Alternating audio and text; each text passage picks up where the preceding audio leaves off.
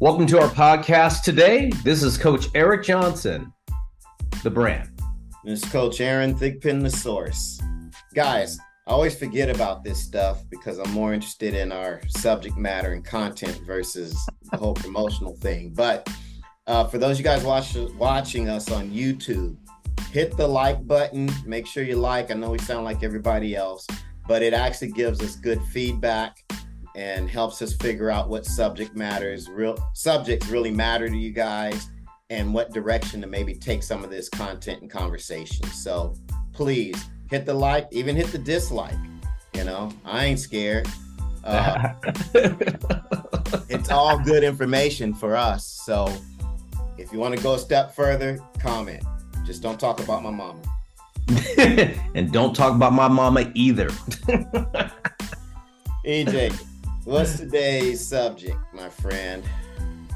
Hey, Aaron, we're going to talk about redshirt. You know, are you willing to redshirt your freshman year in college? You know, are you prepared to, if the coach says, hey, listen, you know, we need you to redshirt, or are you really ready to do it? Because, you know, this is a likelihood that could happen to a scholarship athlete. It could happen to an athlete that has a secured roster spot and said, hey, you're one of those 35 guys we want on our roster, and you've got a place to play. And they see you for 2 months and they go, you know what, we still like you, but we want you to redshirt. How are you going to handle that? Can you deal with it? Do you know what it means? We're going to talk about this subject today, Aaron, because I think a lot of high school athletes go there and there are things that they think are promised. And I like to tell people that every scholarship, majority of scholarships now or roster spots are a 1-year contract. They're not a 4-year commitment. At some universities, some conferences, they have that. But at the majority of these colleges that are allowing you to have a roster spot or a scholarship, it's a 1-year contract. So, you know, are you willing to redshirt, Aaron, is the question. I mean, the first word that pops into my mind when I hear that is strategic. You got to be strategic about your approach to using the redshirt year. You know, obviously some redshirt years are forced on you because of injury. You know, sometimes they're forced on you because of academics. But if you don't have those hurdles to overcome, what's the appropriate use of a redshirt year? I don't know. It's a good question. It's probably individual based on each individual's situation, but I think it's something that athletes should consider and put it into their development plan. As much as a lot of us think we're ready for the next level, most aren't. No matter how successful you are at the high school level, that's just the reality of it. Right. And you may, even if you're able to play at the next level, do you have all the other requisite skills in terms of the management of your time, being able to handle full load of studies and training full time and all the other things that go on with organizing your life? You know, there's a lot of other intangible things that go into being a high level athlete that aren't just about how well you shoot the ball, how fast you run, or how, you know, if you can throw strikes or not. And so you have kids who have ability, but they may not have those other things in place. And maybe taking a redshirt year allows you to have a smoother transition and get acclimated to the environment that you're ultimately going to compete in. Doesn't mean you stop working. It's just that maybe you build some of these other necessary skill sets that make you a complete athlete. I couldn't agree with you any more than what you just said there, because when I hear redshirt, people think it's the kiss of death. Yeah. And it doesn't really have to be. It allows you to get reorganized and work on things. You know, you said academics, very important. Understanding that new style of studying in college. Maybe it allows you to reorganize your body or your training regimen so you can compete at that university you're at. And you have time to do that. When that team goes on the road or you're not required to practice, what are you doing during those hours to help you be able to compete the following year at school? Are you just saying, I'm just going to go to the beach or just hang out with my friends and just, party, whatever you want to call it? Or are you really, into the process of having a plan and ready to get where you need to be the following year? So, I couldn't agree with you anymore, Aaron, about that being a redshirt. It's not the kiss of death. Maybe it's an opportunity for you to actually get better. Yeah. And I think, yeah. Go ahead. I'm sorry.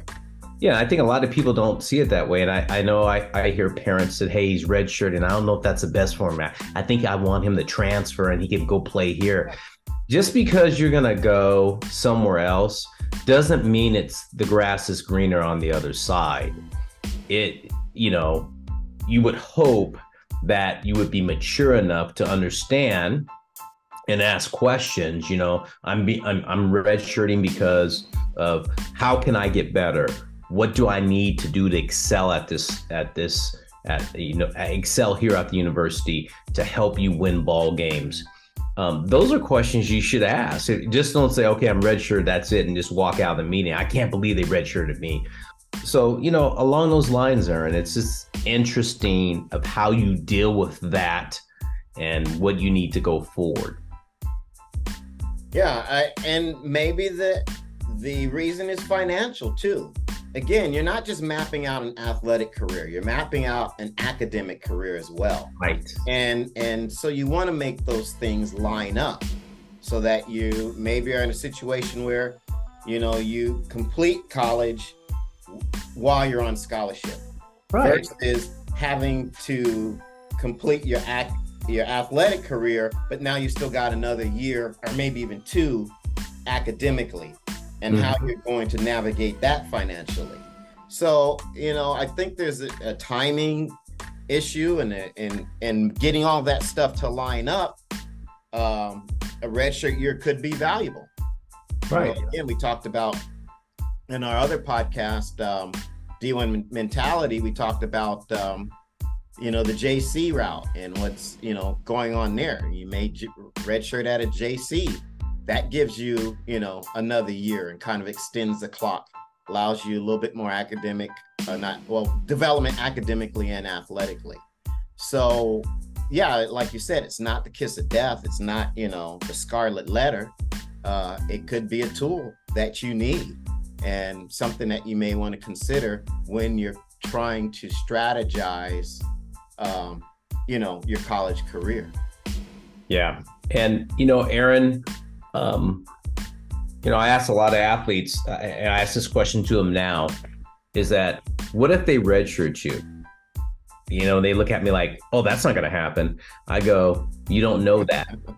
You get on campus, maybe you don't know all of the new people that have come in, and that, what have you done to get ready for that? What's going to happen to you? And I tell everyone, I said, just be prepared, in case that does happen. And if it does, are you able to pivot and come up with a strategy that gets you to the next point in your career there as a student athlete, And, are you willing to stay there that summer? I always say, are you willing to stay there at that university that summer to fulfill some things academically if you're not going out to play?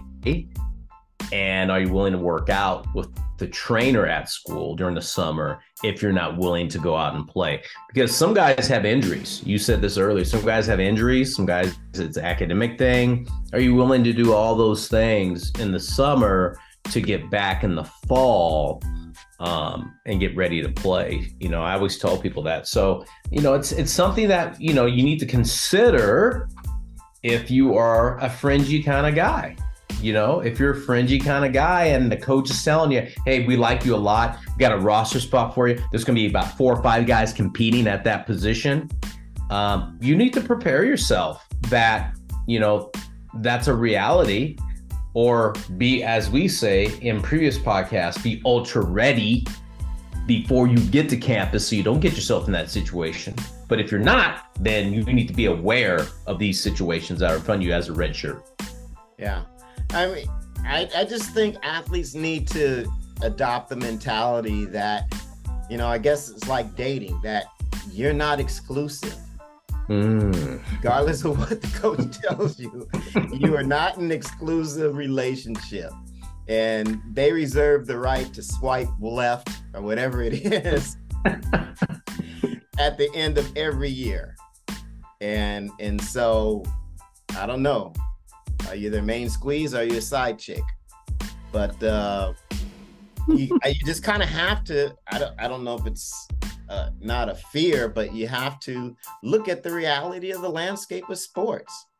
And athletes are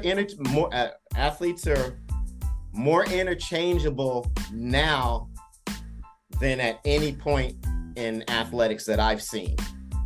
One half dozen versus the other. You can pick up a guy here, you can pick up a guy there, you can pick up a girl here, you can pick up a girl there. Athletes are plenty.